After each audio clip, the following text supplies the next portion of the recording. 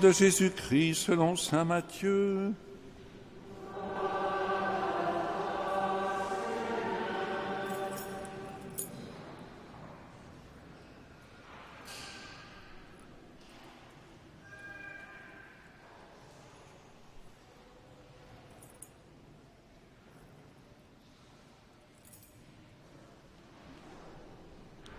En ce temps-là, Jésus disait à ses disciples cette parabole: le royaume des cieux sera comparable à 10 jeunes filles invitées à des noces qui prirent leurs lampes pour sortir à la rencontre de l'époux. 5 d'entre elles étaient insouciantes et 5 étaient prévoyantes. Les insouciantes avaient pris leurs lampes sans emporter d'huile, tandis que les prévoyantes avaient pris avec leurs lampes des flacons d'huile. Comme l'époux tardait, elles s'assoupirent et toutes s'endormirent. Au milieu de la nuit, il y eut un cri: « Voici l'époux, sortez à sa rencontre !» Alors toutes ces jeunes filles se réveillèrent et se mirent à préparer leurs lampes. Les insouciantes demandèrent aux prévoyantes: « Donnez-nous de votre huile, car nos lampes s'éteignent. » Les prévoyantes leur répondirent: « Jamais cela ne suffira pour nous et pour vous. Allez plutôt chez les marchands vous en acheter. » Pendant qu'elles allaient en acheter, l'époux arriva. Celles qui étaient prêtes entrèrent avec lui dans la salle des noces, et la porte fut fermée. Plus tard, les autres jeunes filles arrivèrent à leur tour et dirent: « Seigneur, Seigneur, ouvre-nous. » Il leur répondit: « Amen, je vous le dis, je ne vous connais pas. Veillez donc, car vous ne savez ni le jour ni l'heure. » Acclamons la parole de Dieu. Louange à toi, Seigneur Jésus.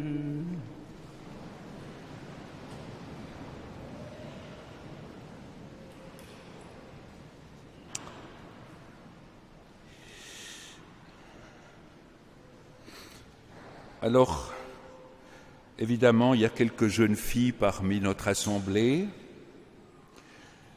mais vous êtes d'accord qu'en ce moment, ni vous ni moi, nous ne sommes invités à des noces.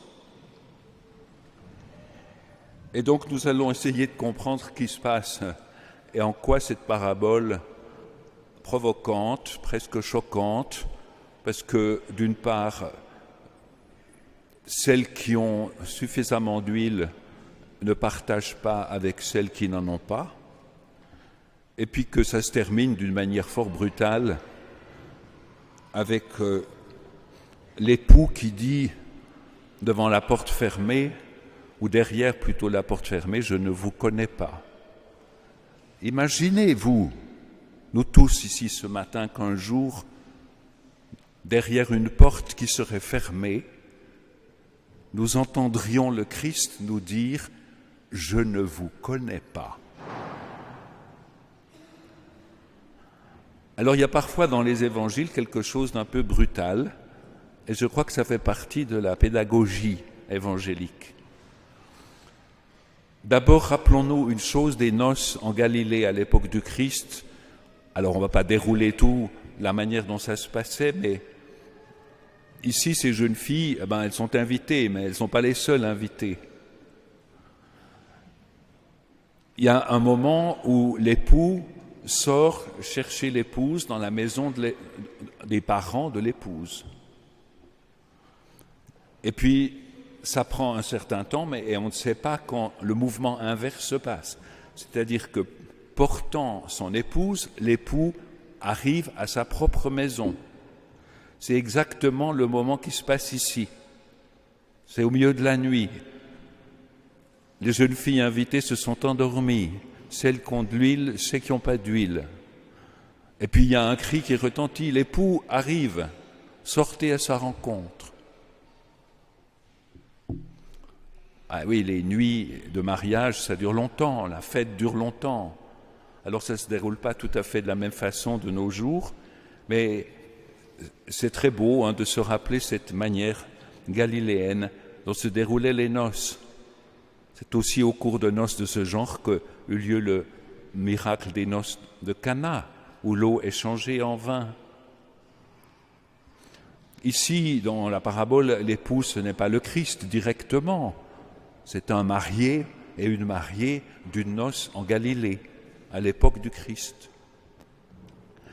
Ensuite, un mot sur les paraboles du royaume. Il y en a plusieurs. Vous vous rappelez, je prends peut-être la plus particulière, qui est ce petit grain de moutarde, la plus petite des graines qu'on met en terre, et qui, si on la met au bon endroit, elle va pousser de telle façon que ça donnera un grand arbre, le moutardier, sur lequel les oiseaux pourront venir faire leur nid. C'est tout ce thème de la fructification, portée du fruit. En même temps, nous sommes à quelques 2 semaines de la fin à peu près de l'année liturgique. La plupart des textes que nous allons avoir ces jours, si vous lisez les lectures des messes de la semaine, mais aussi l'évangile de dimanche prochain, ensuite nous aurons la fête du Christ roi, et nous entrerons dans le temps de l'Avent. Chaque année, nous entendons les textes qui nous parlent de la fin des temps, le retour du Christ, comment ça sera, tout d'un coup, sans avertir, et nous ne savons ni le jour ni l'heure.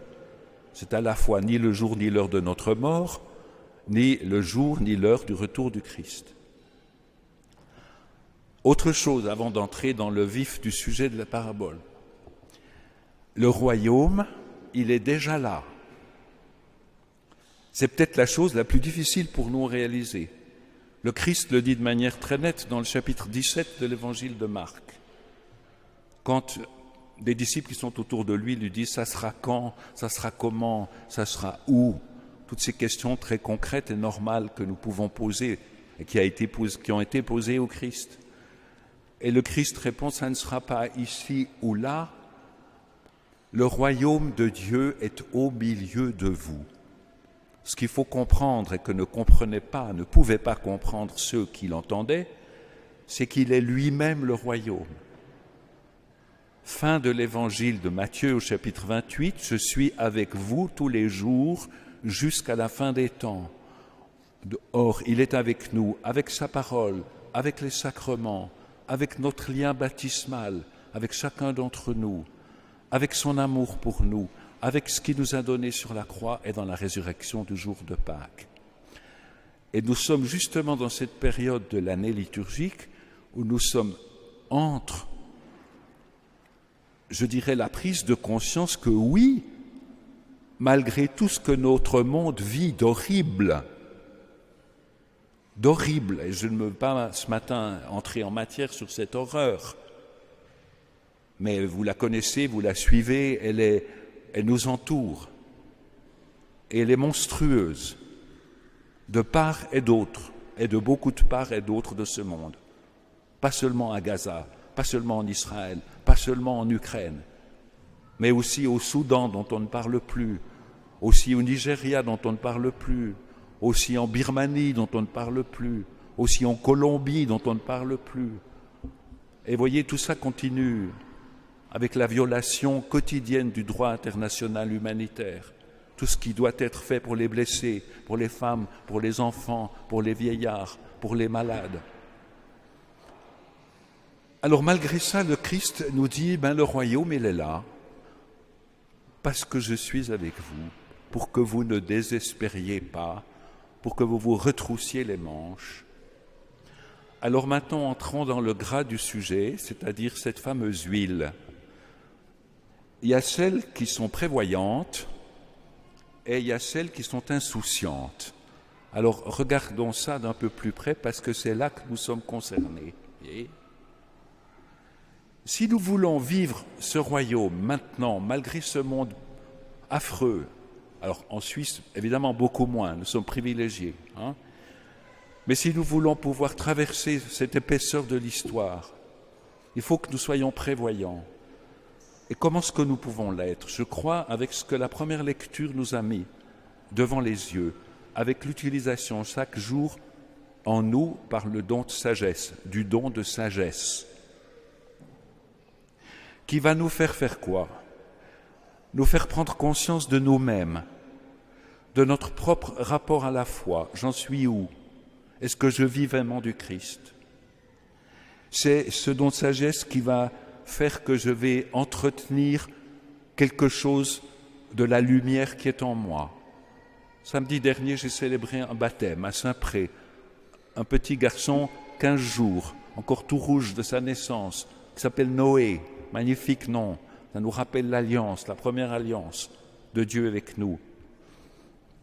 Ça me frappe chaque fois quand après le baptême de l'eau, après avoir mis le Saint Crème sur le front de l'enfant, après qu'on l'a revêtu de sa robe blanche de baptême, une tradition dans beaucoup de familles, on se passe la robe d'une famille à l'autre, on prend le cierge qu'on va allumer au cierge pascal, et puis on le passe aux parents, parrains, marraines. Et on dit cette belle phrase liturgique, recevez cette lumière, veillez à l'entretenir. Voyez ? Alors, évidemment, ces bougies qui sont allumées ici ce matin, elles vont être éteintes à la fin de la messe. Et votre cierge baptismal, même si vous le laissez allumer, il va durer quelques heures, après c'est fini. Mais comment est-ce qu'on peut entretenir la lumière du Christ en nous? Sinon par une vigilance, voyez, qui est la manière concrète dont nous décidons responsablement de vivre notre vie chrétienne. Alors, les jeunes filles prévoyantes, elles sont dans cet état-là. Voyez ? C'est l'exercice de la charité pour nous, c'est l'écoute les uns des autres, c'est les gestes simples de la vie quotidienne où nous entraidons, où circule entre nous ce qui est le corps du Christ d'ailleurs, qui fait que nous sommes liés dans la communion des saints à lui. L'insouciance, c'est quoi? Hier soir, dans la même homélie, j'ai utilisé le terme que je réutilise ce matin. L'insouciance, c'est le je m'en foutisme. Pardon, c'est un peu raide. Vous voyez, on peut aller à la messe tous les dimanches, mais s'en foutre. C'est-à-dire que quelque part, ça ne nous atteint pas. C'est comme si quelque chose n'était pas en place et qu'au fond, l'indifférence, le murmure, l'ennui, l'amertume, la désinvolture, le fait de ne pas se sentir vraiment concerné, d'être un peu à côté de la plaque tout en étant là, d'être endormi, alors qu'on peut dormir, comme dit le Cantique des Cantiques, je dors mais mon cœur veille. C'est-à-dire peu importe le moment où l'époux va arriver, j'ai ce qu'il faut, parce que tout simplement je suis dans l'état de responsabilité.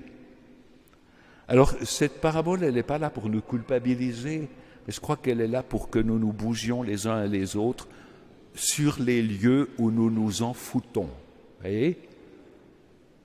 Y compris moi qui vous parle. Vous voyez ? Je ne fais pas cette homélie comme si je parlais, et les prêtres, quand on prêche, on se prêche d'abord à soi-même. C'est où mon lieu d'indifférence? C'est où mon lieu de désinvolture à moi par rapport au Christ, à sa quotidienneté à mes côtés, pour que ce monde à feu et à sang soit meilleur. Voyez ? Et nous découvrons que nos péchés impliquent et ont un effet sur chacun d'entre nous, ce n'est pas visible, mais notre sainteté a aussi un effet. C'est invisible tout ça, et c'est pour ça que nous formons un corps. Alors dernière chose, pourquoi est-ce que celles qui ont de l'huile ne peuvent pas en donner et prêter ou en passer à celles qui n'en ont pas?